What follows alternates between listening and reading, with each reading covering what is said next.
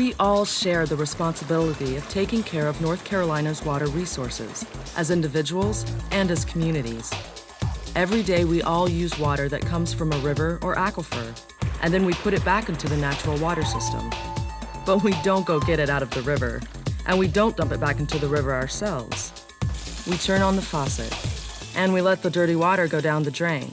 Much of the water that you and I use is handled by our local governments. They make sure it's clean enough for us to drink, and they make sure it's clean when it gets put back into the river. So how do they know it's clean? How do they get it clean? Those are things that everyone should know because it's our water. In the previous episode, our teams learned more about their river basins and the water quality issues facing their rivers. The mountain team saw how data was collected over time on the French Broad River and learned how dirty the river has been in the past. They will use this information to help them decide whether their community should take more drinking water from the river. The Piedmont team did their own research to determine the flow of the Eno River above and below the dam. They also talked to people who use the river for recreation and found out that they think it should be removed. And the Coastal Plains team spent some time on the Neuse River learning about how data is collected at monitoring stations there. They also learned that water quality is important to both recreational and commercial fishermen. But do our teams know how to determine the quality of their water? How can you tell if the water is really clean? You can't really just look at the water and see how clean it is. When it's clear, you don't know if there's chemicals or other impurities in the water. If you drink it and you get sick, obviously something's wrong with it. Sometimes you can tell if the water is clean by smelling it, because some water smells really nasty. Some ways that you can tell that if water is clean or not is a pH test and what type of organisms live in the stream. I look at the animals and the insects and things that are in the water. I guess if there's not, the water must be dirty because the things can't live in it. You can also tell that the water is not clean if the animals start dying off. You just have to test it because there's stuff that you can't see. As our teams have realized, it's not always easy to tell if our water is healthy. Today we have many ways to determine the quality of our water and protect it, but that has not always been the case. Back in the late 1800s, as our cities began to really grow, the people of North Carolina were mainly concerned about sewage. They understood that if human waste got into the drinking water supply, it could cause people to get sick. So they built sewer lines that simply moved sewage away from the cities. This waste generally ended up being dumped into streams and rivers, downstream of the local drinking water source. I think you can probably see what was wrong with that plan. In the 1920s, a new idea came along: wastewater treatment. Cities and towns began to build sewage systems that treated the wastewater before it was put back into the rivers. This approach was obviously a big improvement, but not everyone was willing to pay to clean up their water. After World War II, the country was booming, and with new industries and a growing population, water pollution grew as well. The problem was no longer just sewage. Industrial pollution, mining wastes, sediment, pesticides from agriculture, phosphate detergents, and many other contaminants were getting into our water. As each new decade brought more problems, they also brought a growing understanding of the complexity of the water quality issues. Researchers found new ways to collect and analyze water quality data and develop new methods to protect the water from harmful contaminants. In 1972, the federal government finally passed a Clean Water Act that began to require everyone to clean up their wastewater discharges. Today, scientists and citizens across North Carolina are out in our rivers and streams. They're finding out what the problems are and looking for new ways to solve them. Now it's time for our teams to do the same. Good morning. Good morning. Here's your first challenge for the day. All right. Good luck. Okay. Just how clean is the water, and how can you tell? What's in the water and where did it come from? Time to get a crash course in water quality testing. Find the mountain stream in this garden. Follow the river to a pier. Go back to the Eno River. There you will find someone who can help you find out. Exactly how clean and healthy the water is. The tools you need will be waiting for you. Let's go. There are lots of ways to test water quality, and our teams get hands-on experience doing these tests. The Coastal Plains team does several basic physical tests, then finds out how much dissolved oxygen is in the water. They're doing their testing on the Neuse River with Dick Goodwin and Paul Denier, volunteer creek keepers for the Neuse River Foundation. Well, what we're going to do now is go through a series of tests that we normally do in our creeks. Let's just check out the water temperature. Can you read that for me? 20 degrees Celsius. 20 degrees, right. And anybody know the formula for converting to Fahrenheit? Celsius remember times it. 1.8 plus 32. So what would that be? 36, that'd be about 68 degrees Fahrenheit, right? The next thing we're going to do is check out the depth of the water here. It's 1 meter, just at the surface of the water. And we lower it all the way to the bottom.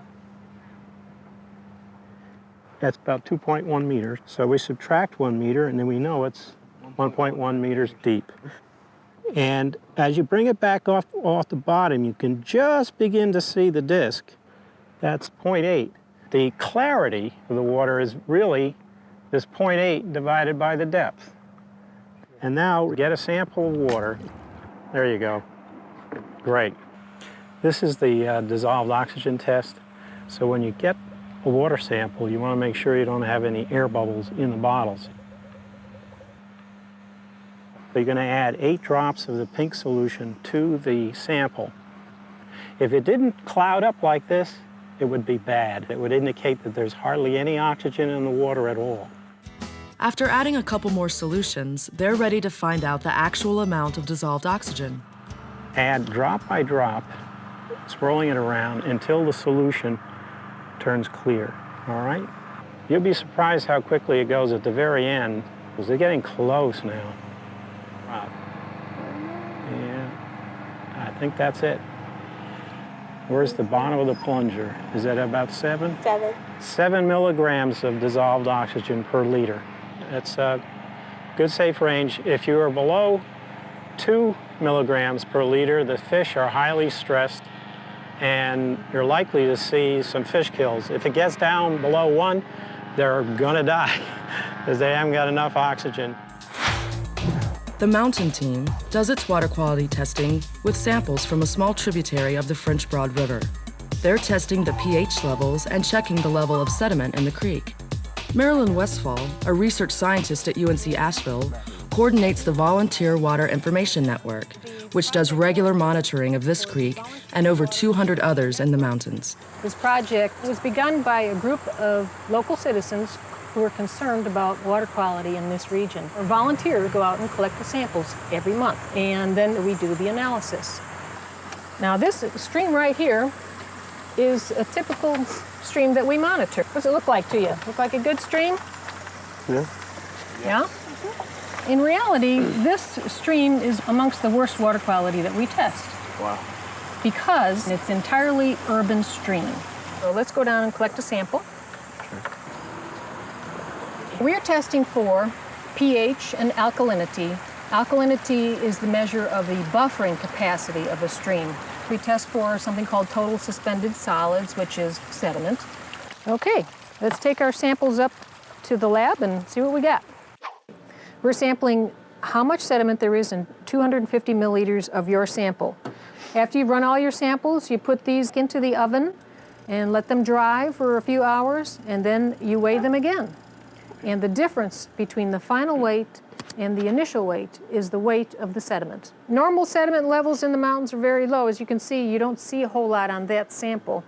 But you go out there on a rainy day when a lot of the erosion's taking place, you get so much sediment in there sometimes that you have to measure smaller amounts.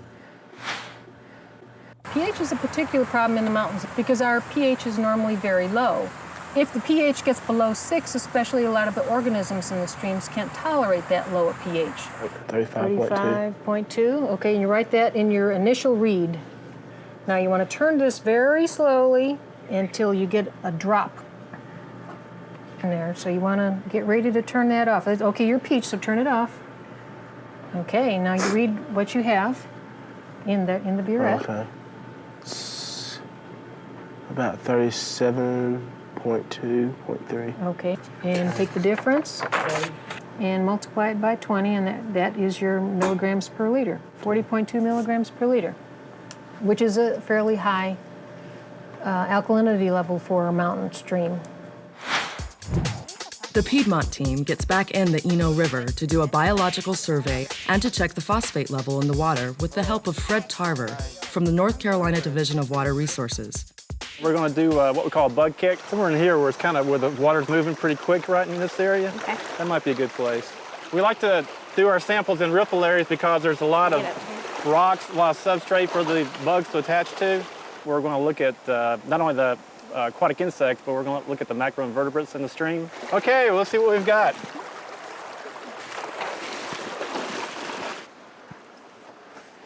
The Piedmont team is looking for as many different species as they can find, and some species get more points than others because they are especially sensitive to water quality problems.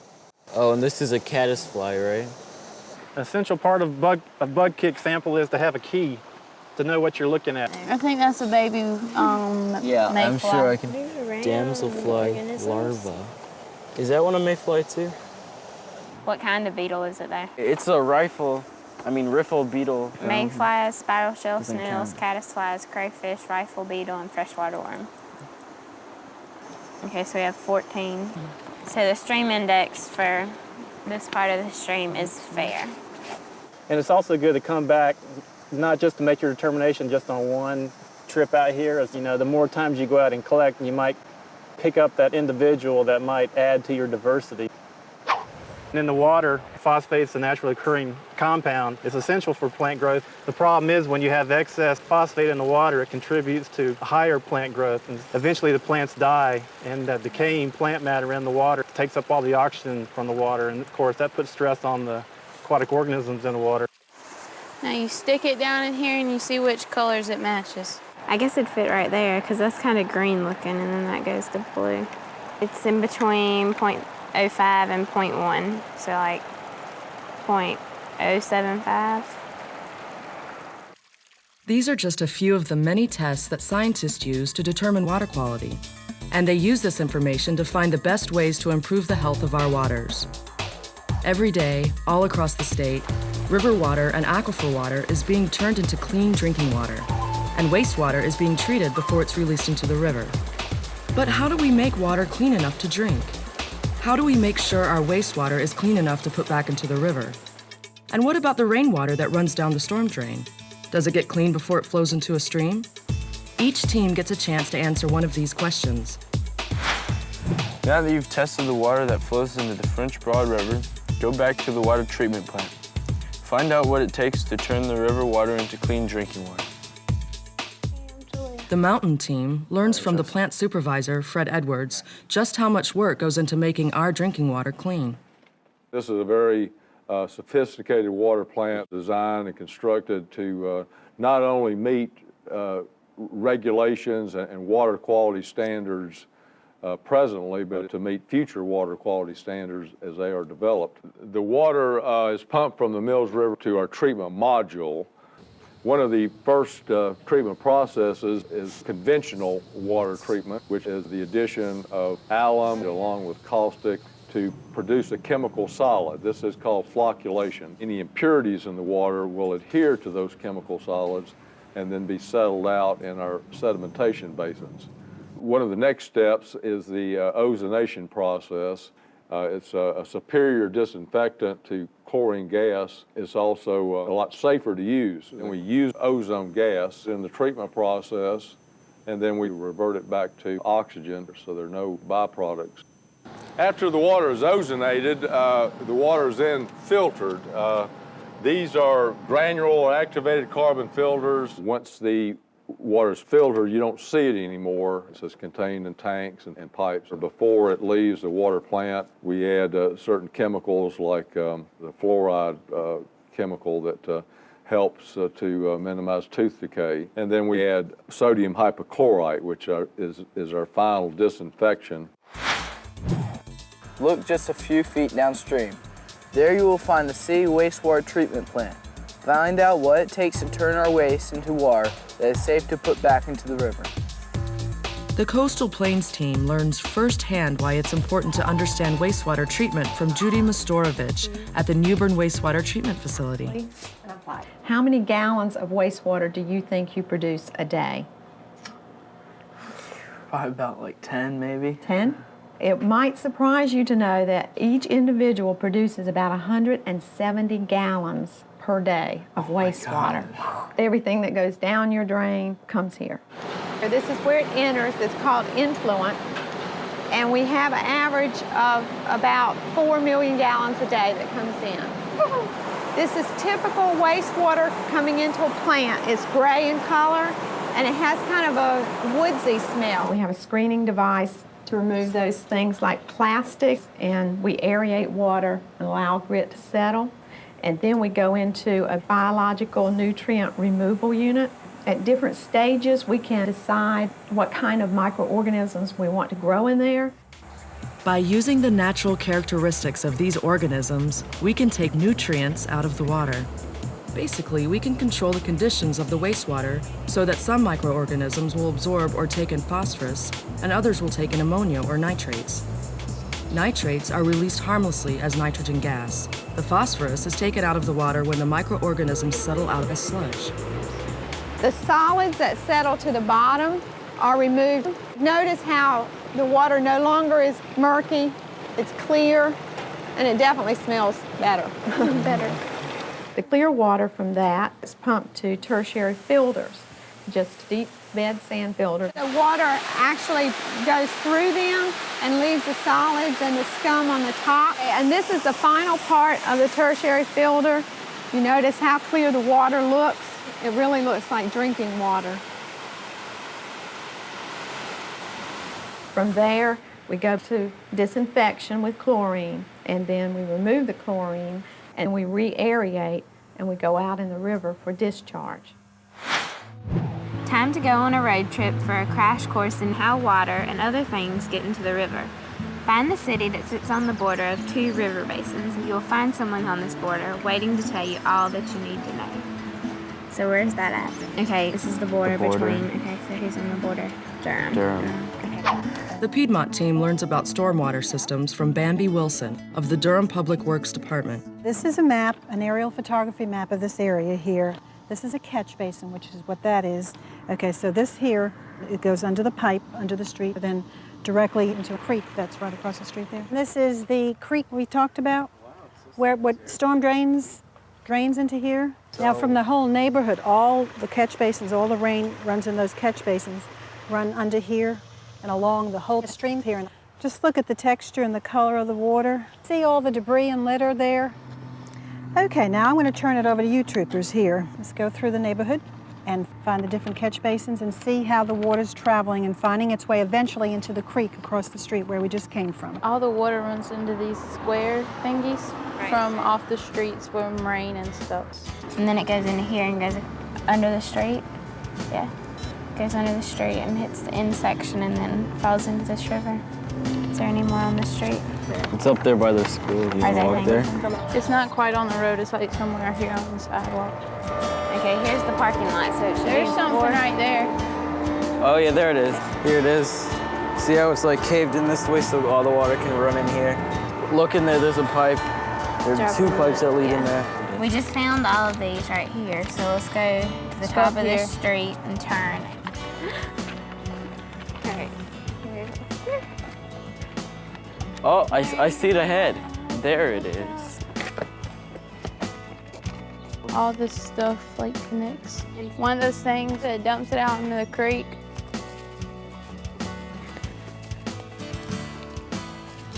There's not much growth on the banks. All the trash from these people's houses.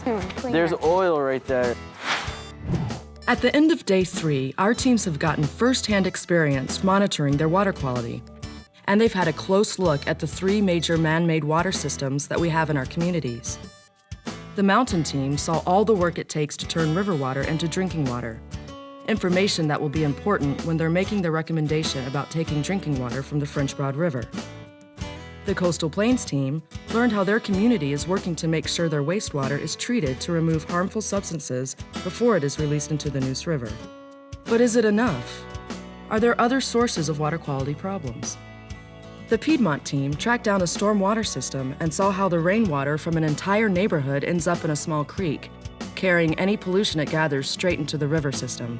Will what they've learned influence their decision about removing the dam? There's still more to learn before making any final decisions. So let's see what they'll be looking for next time. Here you go, something to think about for tomorrow. Okay. Where do the pollutants come from? Who is using the river water and how? Time to look beyond the river. For the potential sources of water quality problems. That'll be a good one to think about. Appearances can be deceiving because the water looked really clear, but it actually had a lot of chemicals and things in it. We did some chemical stuff, and just amazing how much stuff they had to do just to get little pieces of information. And this water over here is pretty clean. Mostly around the river here, they're just trees and forests, so there isn't a lot of pollution that can lead right down into the river. I found it interesting about the chemicals that they used in the process of cleaning the water. It takes a long time to clean the water. They said it takes about 8 to 10 hours to actually get it to drinking water. I thought the wastewater plant was pretty cool, just seeing how the water comes in and how dark it is and watching it come out through going through sand filtration and taking out phosphorus and nitrogen. Because seeing all that water and how much stuff we put in it, it just makes you think.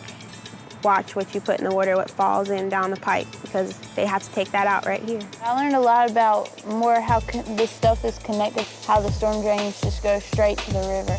And like, they don't get cleaned or anything. It's just like everything from the street in the river. It's helped me learn, what was the question? The water's you're not gonna green, that it's drink not clear. I'm having trouble there. And if you push me, I will hurt you. And maybe what we can do is we'll switch the microphones off real quick and stick one. Shooting you, shooting me. Have you heard about the Invisible Man and the Invisible Woman? No. Well, they had a child, and he wasn't much to look at. Who gave you the camera in the first place? That was not a smart move. The cameraman.